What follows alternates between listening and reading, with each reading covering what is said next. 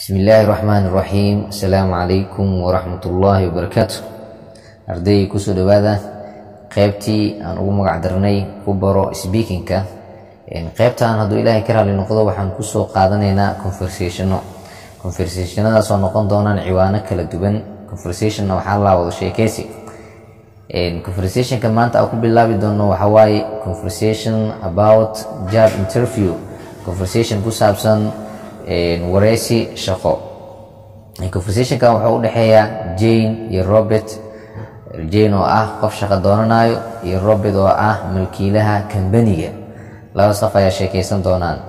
Today maanta we will watch waxaan daawan doonaa a job interview, wareysi shaqo ayaan daawan doonaa oo ah conversation oo sheekaysi between u dhaxeeyo Robert and Jane. Robert iyo Jane. Let's start and bilaabno. Hadalka Jane bilaabayso intaysan bilaabin kahor knock macnaha albaabka ayay soo garaacaysaa oo shanqarta albaabka ayaa yeerayso. May I come in? Mudane musoo geli karaa. Robert wuxuu dhahaa please come in, fadlan soo gal. Good evening, fiidnimo wanaagsan. My name is Robert, magacayga waa Robert, and I am the owner of this company. Ani waxaan ahay milkiilaha shirkaddan. Please have you sit, fadlan fadhiiso. Jane hadlayso waxay dhahay thank you Robert. Robert oo mahadsan tahay. I am Jane Frost, ani waxaan ahay Jane Frost. It's nice to meet you. Way fiican tahay inaan kula kulmo. It's nice to meet you waxaa dhihi kartaa kulan wanaagsan. Robert wuxuu dhahaa how are you doing Jane? Sidee tahay Jane? Ereygan waxaa loo isticmaalaa caafimaadka markii la iska su'aalayo. How are you doing Jane? Jane sidee tahay? Jane waxay dhahay yes I am fine. Ha waan fiicanahay. Robert wuxuu dhahaa okay Jane haye. Today maanta I will take you interview. Waxaan qaadaa wareysigaaga. So sidaas daraadeed let's start and bilaabno. Jane waxay dhahay yeah sure ha xaqiiqdii waa bilaabi kartaa camal waa. Robert wuxuu dhahaa welcome to Modern Design Company. kusoo dhawaaw shirkadda casriga ee naqshadeynta. magaceeda waxaa la Modern Design Company. like haddii la fasiro modern waa casri, design waa naqshad, company waa shirkad. marka shirkaddan la dhaho Modern Design Company kusoo dhawaaw. We are graphic and editing company. We are waxaan nahnay graphic kuwa naqshadeeyo kuwa sawiro, and editing company haddana qurxiyo waxna waan naqshadeynaa oo waan sawirnaa haddana waan qurxinaa editing.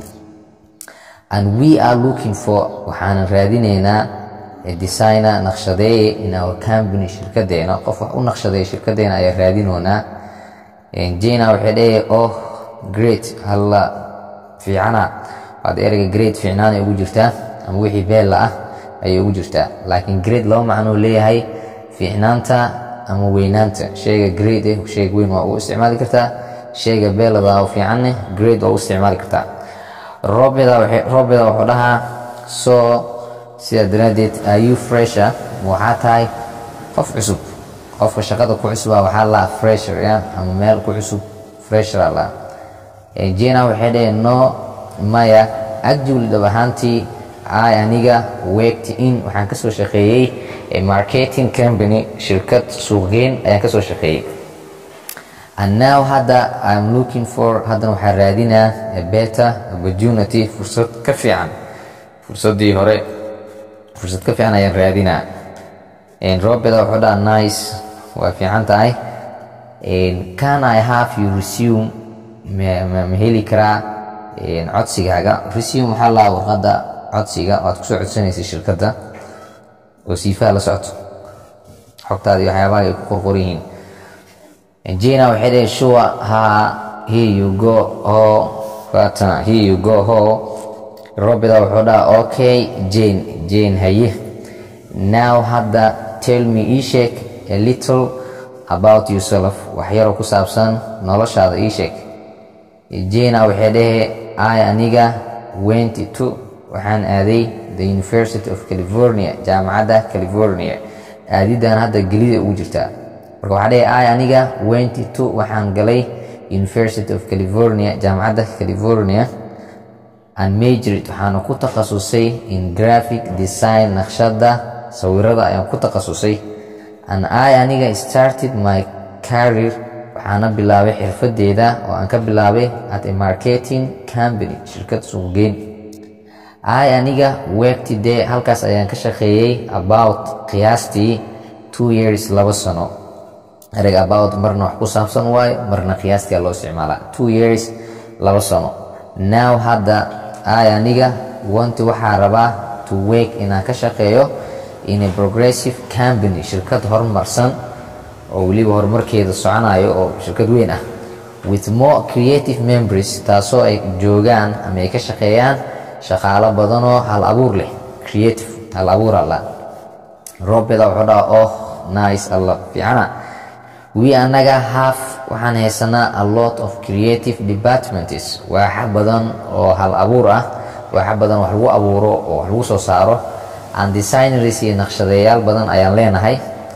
And they iyaga are so friendly, aadeen u yihiin kuwa naxariis badan. ereyga friendly hadda waa naxariis, kindly.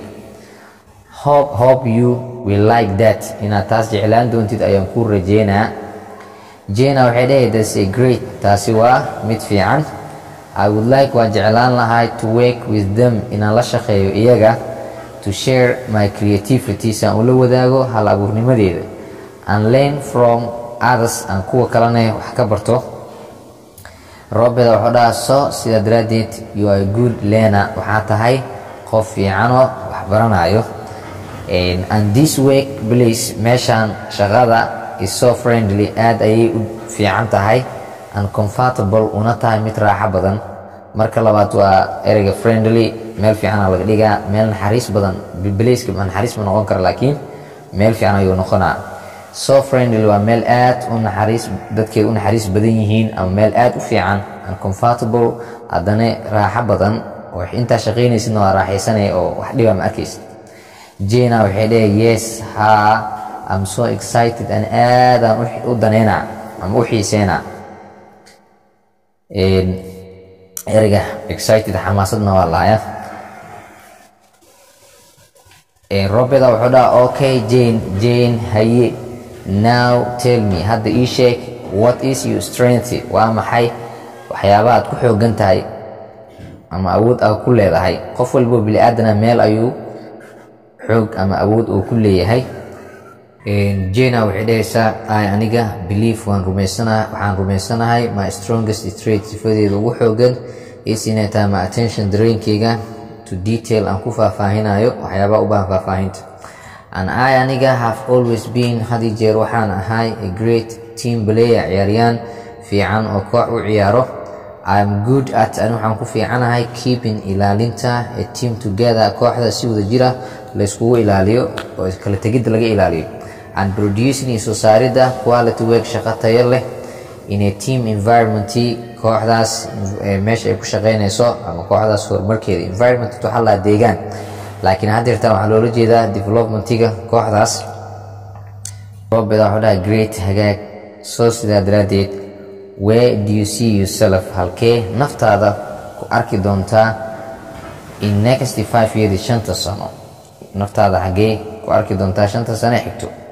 Jena waxay dhahay in 5 years, 5 sano gudaheeda, I see myself, nafteedu waxaan ku arkaa as a valued employee, inay tahay shaqaale qiimo leh of this company, shirkadan qiimo ku leh.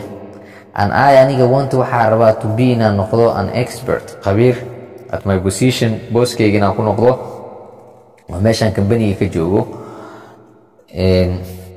And start inaan bilaabo training, tababarka to be ahaansha a manager, maamule. Also sidoo kale my goal, hadafkeyga is to become, waa inaan noqdaa a lead, hogaamiye in 5 years, 5 sano gudaheeda, qof wax hogaaminayo.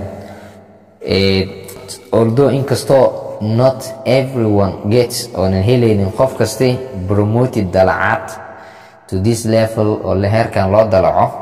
I aniga believe waxaan rumaysanahay I can achieve, inaan heli karo this goal hadafkan through hard work shaqo adag ama shaqo badan inaan ku heli karo.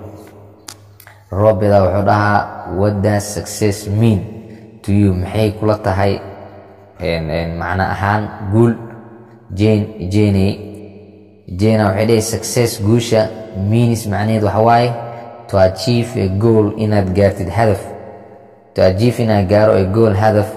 aniga have set and dejistay for myself nafteyda aan u dejiyey. Success guusha means macnaheedu waxa waaye to produce soo saarida high quality work shaqo quality sare leh before the deadline waqtiga shaqadaas ay ku eg tahay ka hor. Deadline waxaa la xilliga lagu qabto inaad shaqadaas ku qabato ama aad ku keentid waxaas waxaa la deadline. Robert wuxuu dhahaa nice answer, jawaab fiican. Can you work well? Si fiican buu u shaqayn kartaa under pressure, cadaadis hoostiisa si fiican buu u shaqayn kartaa. Jane waxay dhahay aniga enjoy oo ku raaxaystaa working ka shaqaynta ama ku shaqaynta under pressure, cadaadis hoosteeda. Because maxaa yeelay I believe waxaan rumaysanahay it helps me grow, inay iga caawin doonto kordhinta ama saa'idinta. Hadda grow ergan koriima lahaa laakiin waa saa'idinta shaqadaas camal. In my previous experience khibradeedii hore aniga always had jeer worked well, si fiican ayaa uga shaqeeyay during deadlines, inta lagu guda jiro deadline-ka si fiican ayaa u shaqeeyay.